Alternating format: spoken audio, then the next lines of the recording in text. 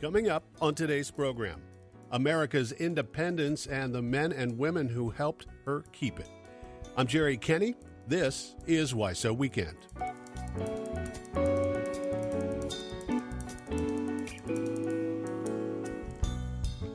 As always, thanks for sharing your weekend with WYSO. Coming up later in the program, we've got Veterans Voices and WYSO Youth Radio. Up first, let's get to America 250 with a new project from StoryCorps. Their Connect 250 project is inviting Americans to help preserve this moment in history by having conversations with one another. Those conversations will become part of a time capsule marking America's 250th birthday. Our own Will Davis talked with StoryCorps founder Dave Isay about the project. Dave Isay has spent decades reminding us that every person has a story worth hearing. As the founder and president of StoryCorps, he's helped preserve hundreds of thousands of conversations and created one of the most important storytelling institutions in America. I've had the pleasure of working with StoryCorps on several occasions throughout my own career, and those collaborations have been among the most meaningful and enjoyable of my professional life. So when I heard about a new StoryCorps initiative called Connect 250, I reached out to Dave. I wanted to learn more about the project and how I can help support its success. So what we're doing is matching strangers. It's a little bit like a dating app, but nothing to be afraid of. As you know, when you come out the other side of these interviews, they're often the most meaningful conversation that you have all year, or one of the most meaningful conversations that you have. My colleagues and I were feeling a little bit underwhelmed by what was going on for the 250th of the country, and had this kind of crazy idea to try and create a time capsule of who we are as Americans at the 250th anniversary of the country. So we are, as we speak, building a platform that makes it possible for Americans to meet Americans, sort of like Hey America, Meet America effort that is a little out there, but I think will be a beautiful thing if we get enough people to come and participate. And so far, we've seen many thousand people sign up to be a part of this. We were fortunate to be one of the stations selected to participate in the One Small Step project. Yeah. Is Connect 250 an evolution of that project or something different? So the difference between this, so One Small Step is about pairing, as you know, is about pairing people across the political divides with the idea, that it's hard to hit up close, just having conversations with someone who you might never otherwise have a conversation with. This is also having conversations with someone you might not ever have a conversation with, but it's not about political divides. This is just about people talking to people. You're not talking about politics. You're talking about your lives. You're leaving a StoryCorps-like record that immediately goes to the Library of Congress after you hit stop at the end of the interview. Yeah, I imagine One Small Step taught you a great deal that helped with this project. It had a massive impact. We never would have done Connect 250 without One Small Step, which is, by the way, not finished. I mean, we're going to keep plugging away with One Small Step. What impact has the closure of the Corporation for Public Broadcasting had on StoryCorps? So we lost a lot of funding when CPB was decommissioned.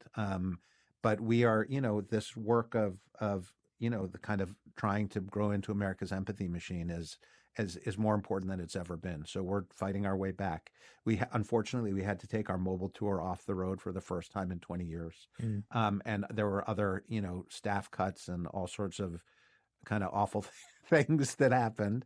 But we are, we're not giving up, and we're going to build back better and continue serving the country, just like all the public radio stations that inspire us, who also took a major hit. I've struggled with a lot of what's happening in public media, but StoryCorps is one organization I've worried about in particular, because here at WYSO, we think the work that you and your colleagues are doing is exactly the kind of work that we need more of right now. Well, first of all, that's so absolutely lovely for you to say. I just have to say, WYSO is just a legendary station. I was telling a colleague that I don't know what it is about the station, but it's magic. And I hope you will promise me that you'll try connect250.org. I want to hear what you think. You're a StoryCorps veteran. You're showing us the path through all of these different kinds of conversations. And if you do a Connect 250 conversation, it would mean a lot to me personally. If you'd like to join me in creating a living time capsule for America's 250th birthday by sharing a meaningful conversation, pre-register now at connect250.org. That was Will Davis, director of the Eichelberger Center for Community Voices, talking with StoryCorps founder Dave Isay about Connect 250. To find out more or to take part in the National Storytelling Project, you can visit connect250.org. Today on Veterans Voices, Marine Corps veteran Zach Sliver introduces us to a Clark County Army veteran and Purple Heart recipient whose commitment to those who wore the uniform continued long after his military service ended. They discuss why Springfield's Veterans Memorial Park complex plays a vital role in keeping the stories of local heroes alive.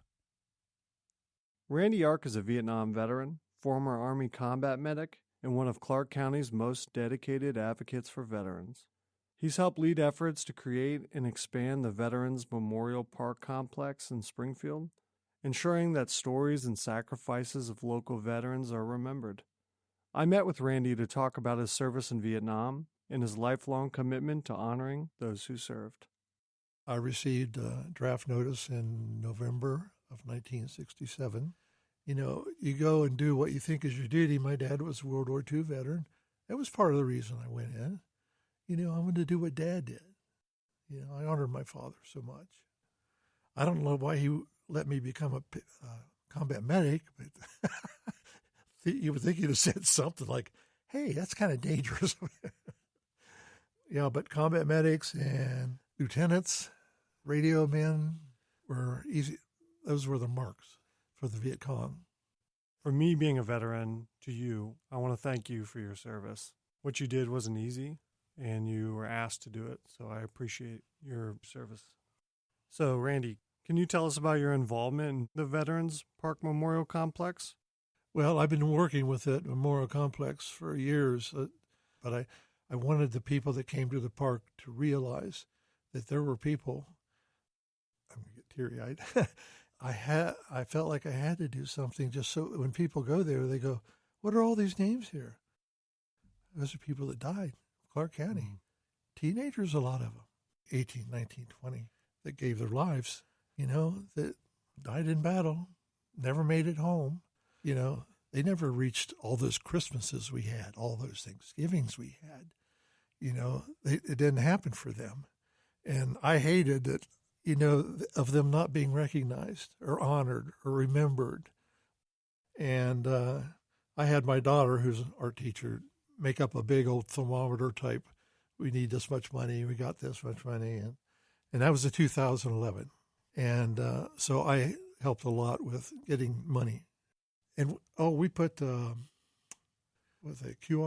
codes, those little black things. QR code. They can scan that and see pictures on their phone. And it has all about how the memorial was developed, why it was developed. It's amazing some of the stories. They will bring tears to your eyes. There's no doubt. What inspired you to dedicate so much time and effort to it? My time and effort was dedicated because that's of the way I felt about veterans. Of course, Vietnam veterans get honored a lot more now than they did back then, for sure. I even kept an article that was in the paper. It said Vietnam vets are considered suckers for going. This was in the news, Springfield News and Sun, when we came home. And I kind of remember that one. I cut it out. It's somewhere. But things have changed. The people that attend the park, what do you hope that they will leave with? That there are people that had enough patriotism, I don't know what you want to call it, but gosh, there was like 63 people from Clark County that died, you know, in Vietnam. They loved freedom so much. You know, you go through your life and you're always going, gosh, I never thought of it that way. And that's what I hope they gain from it. I hope that it just stirs something emotionally. Veterans Voices is presented by Wright Pat Credit Union. Additional support comes from the Dayton Ombudsman Veterans Transition Team and Montgomery County Veterans Service Commission. I'm Jerry Kenny. This is WYSO Weekend on WYSO. Let's get back to that America 250 celebration. It's a big birthday, and hundreds of events are planned across Ohio this year, from historical reenactments in rural communities to a homecoming and picnic at the State House. But some Ohioans have mixed feelings about the country's big anniversary. For the Ohio Newsroom, WOSU's Ali Vagrinzik reports. Machines rumble in the sewing department at the Flag Lady store in Clintonville. Flag Lady Lori Levitt-Watson says state agencies and Ohio-based corporations have been buying up their special Ohio America 250 flags about as fast as her team can make them. That flag we made over 100 last week, another 50 this week, and we've only had 7 to 10 to put out here in the shop. The weeks before the 4th of July have always been Levitt-Watson's busiest season. But she says she's seeing double the number of customers and more online orders this year. People are really celebrating America 250. Jackie Sanker of Powell works at the Flag Lady store. She was 10 years old during the bicentennial in 1976, but remembers it vividly. It's a very big deal. Sanker says the build-up to 250 started slow, but the excitement has grown. It's certainly a special occasion for her father, who was in the Army. We got him a 250 Betsy Ross for Father's Day, and we got him a 250 t-shirt, and he wanted to see us hang it outside, and he's in a wheelchair, and we took him outside, and we raised the flag. To Sanker, America 250 is about freedom. It's a very turbulent time for our country, and so it's nice to see people come out and remember what our country stands for. But some customers at the store felt a bit more, shall we say, lackluster about the country's big anniversary. So are you excited about America 250? Oh, sure. Yeah, sure. Sure. Maybe. I'm rethinking. That's Shirley Brown of Galloway. She was happy to buy an America 250 flag for her garden, but she says it's really just another year, and it's been a strange, sometimes nasty one at that. So Iran, all these wars that we had, and just a lot going on. Lori Gartland of North Columbus looks at 250 years with perspective. Well, it's just a blip in the world, really, but it means everything to me. I think people are always excited about a birthday. Hassan Kwame Jeffries is a professor of history at Ohio State University. He says America's big birthday this year comes with some asterisks. In this current moment, this democracy is very much under assault and attack from forces inside of the government. When the nation celebrated its bicentennial, the United States was also coming out of what Jeffries calls a traumatic national experience. Americans marked 200 years on the heels of the Civil Rights Movement, the end of the Vietnam War, and the Watergate scandal. But people separated the turmoil from the celebration. I think what's different then than now is like we're in the middle of this very uncertain period of what do we want our democracy to be. Jeffries cites policies targeting immigration or education that seem to rub against democracy. He also believes that President Trump has injected too much of himself into a moment that's supposed to be about the nation. People's negative feelings about Trump have jumbled up with the celebration. For example, Trump's Great American State Fair on the National Mall has reportedly seen very low attendance. The birthday would feel different if we had a different person in the Oval Office. It wouldn't matter as much if it was a Republican or a Democrat. While at least one national event fizzled, state and local events thrive. America 250 Ohio co-chair Doug Price says more than 1,000 events in the state are marking the semi-quincentennial. Parades, homecomings, and a bit of reflection, too. And we're hoping we're creating some of these, what historians call sticky moments, that will inspire particularly young people this year to pay a little more attention to democracy, to public affairs, and those kinds of things. Price says it's important to celebrate America's high points and lofty aspirations, but we also have to acknowledge the country's shortcomings. Remember that the founders said things like, in order to form a more perfect union, not a perfect union, we work on it all the time. We hope we do. Let's keep getting better. For the Ohio Newsroom, I'm Allie Bugrinsick in Columbus.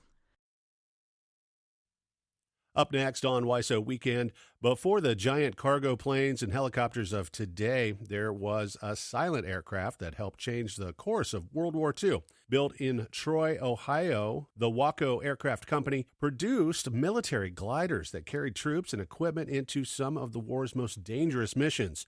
Today on Blue Skies and Tailwinds, Dan Patterson tells us the story of WYSO's legendary assault glider and the Ohio factory that helped the Allies win the war.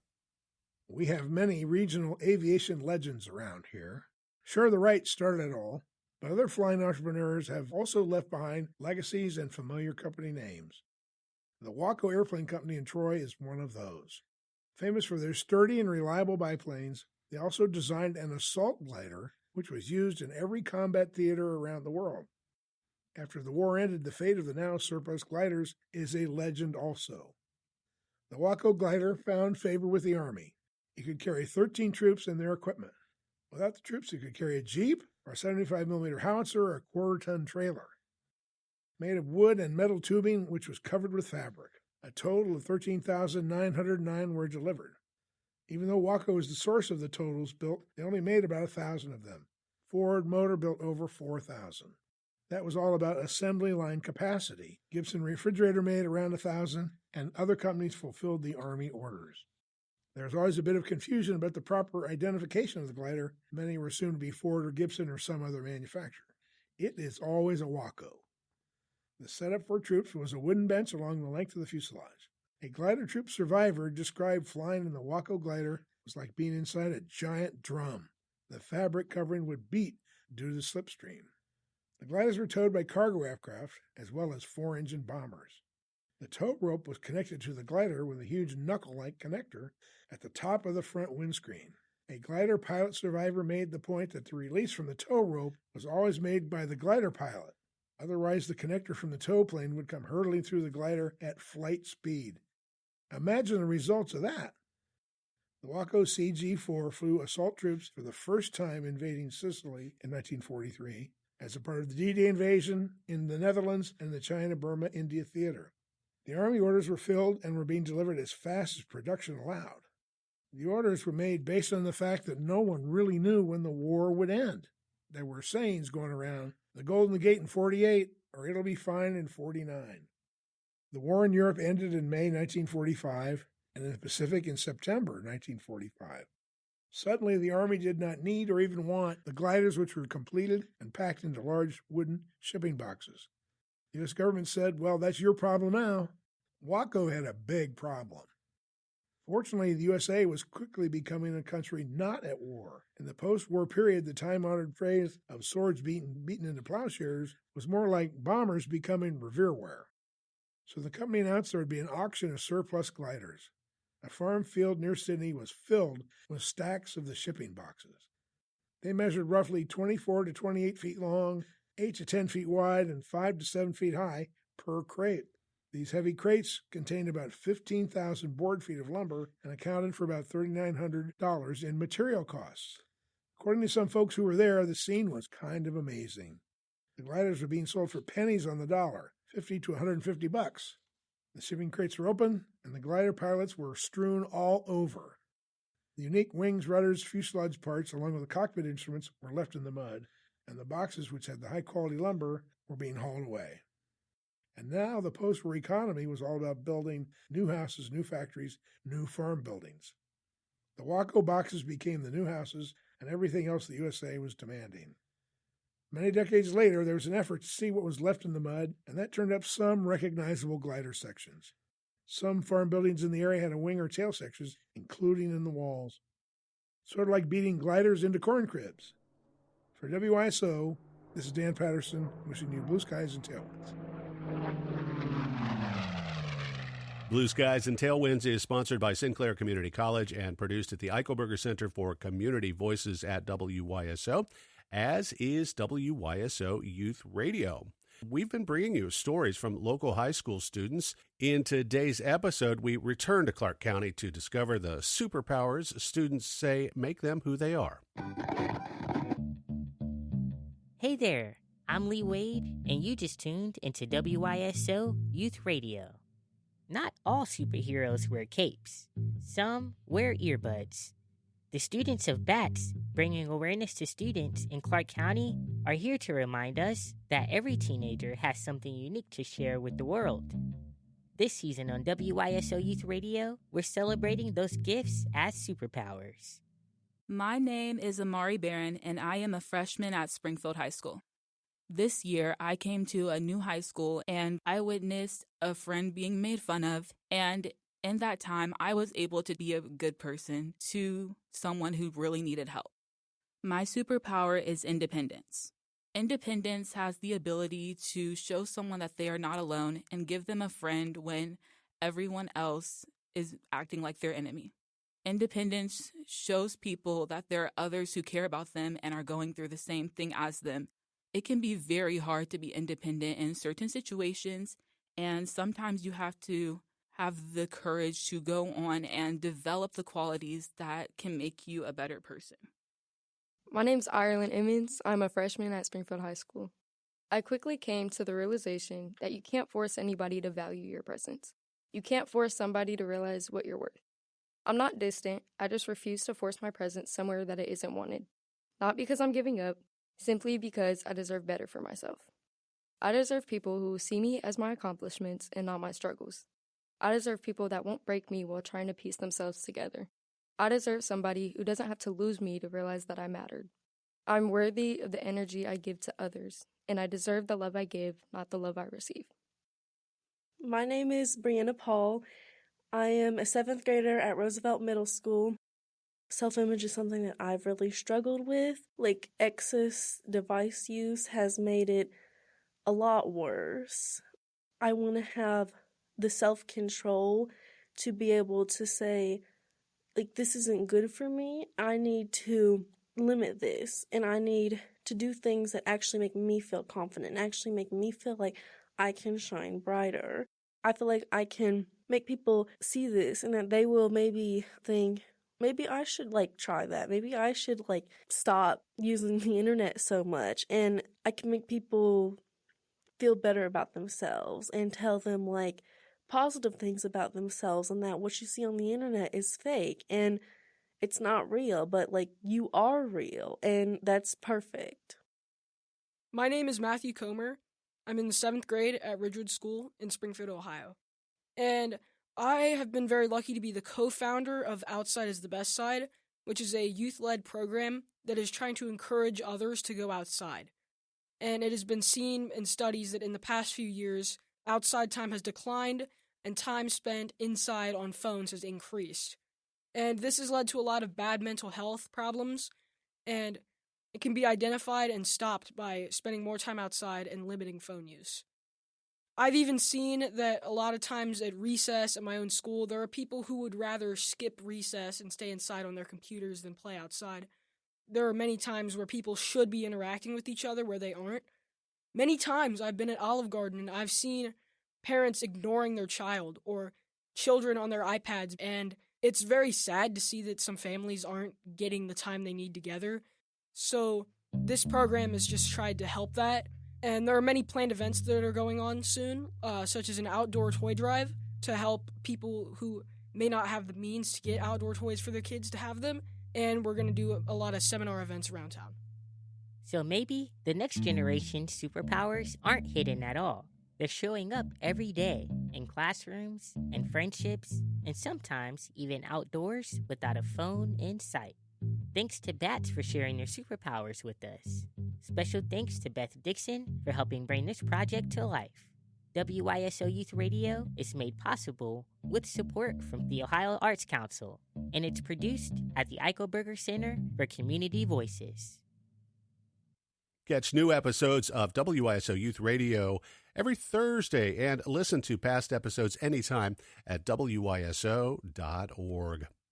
The Dayton Society of Artists has been around for almost a century, and now they have a new executive director, Tamiko Stump, a longtime supporter of the local art scene. Stump spoke to us about the organization's High Street Gallery and its start in 1938 and her new position. From what I know, it was just a group of artists that wanted to form an organization. I know we're loosely connected with the Dayton Art Institute. We just had a permanent collection show, which has a lot of the founders, includes Jane Reese, the photographer. So she's probably one of the more well-known artists that helped found this organization. And how about yourself? How did you become involved in the arts? Did that start from a young age? Yes. I mean, I've always been an artist. I did have kind of a windy path, but, I was always an artist at heart. Since I was a child, didn't really pursue that at first in college, but it drew me back, and so I continued my studies. You have just been promoted to executive director, but you've been with the society for some time as a gallery director? Yeah, I was a gallery director, the interim gallery director, and before that I was on the board. So yeah, I've been here for a while. I actually joined this organization probably in college when I was at Sinclair a really long time ago, and I've been in and out, for a long time. So I kind of know the history. Let's talk about your new position and where your focus is going to lie. Right now, I'm big into community and community engagement, so I'm trying to just bring more non-artists and artists together. So I like that aspect of having everyone involved in this organization because I find it very uplifting place to be. So I'm just trying to get us out there a little bit more and trying to get the younger generation more excited. What role would non-artists play in this vision that you have? In my mind, like everyone is an artist because we have all sorts of workshops for different levels. So, it's just more about getting together, talking, and, they can come to exhibits or, meet artists. I know people that aren't artists find artists, very interesting. So, yeah. So you're talking about people that may not see themselves as artists or right. working professional artists. Right, yes, but are curious, There's different levels of art, some people are professionals. Some people just like to doodle in a sketchbook, it's for everyone, so. We always ask organizations about challenges they face, and I'm sure funding comes up as one.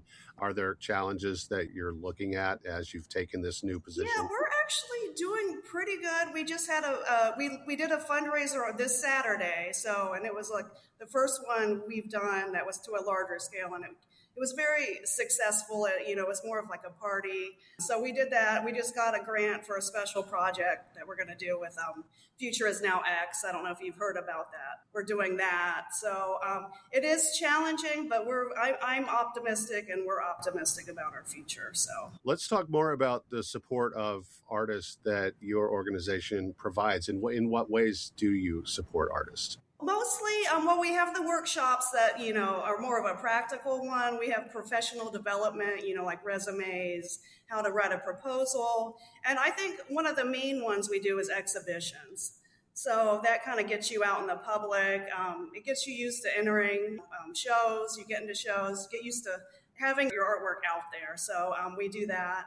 I imagine a lot of artists are grateful for the guidance. Yeah, it's nice. I really particularly like engaging with the newer, younger artists that, just say, where do I take this? So it's nice to see people develop because before this I was a professor. So, I like to engage with the younger generation. Yeah, you've carried that former profession into your new job. What do you want our listeners to know about the Dayton Society of Artists and its place in the community? Yeah, just that we're open and, I just want people to come and visit, and experience. It's more about the experience. It's not about the workshops or the exhibitions. It's more about coming together as a community because that's important, especially right now, just to come together and be in a safe, welcoming spot. So I think that's one of the positives. Tomiko Stump is the new executive director of the Dayton Society of Artists. Thanks so much. It's been a pleasure speaking with you. Yes, thank you so much. It was my pleasure. And that's going to put a wrap on this edition of WYSO Weekend on 91.3 WYSO. And if you're listening to the podcast, make sure you tell your friends and family about that, and they can download and subscribe wherever they get their podcasts. Our theme music is Another Beautiful Day in Paradise by Magnolia Bolthead. We hope you're having a beautiful holiday weekend. We'll have more stories and highlights for you next weekend. Please join us then.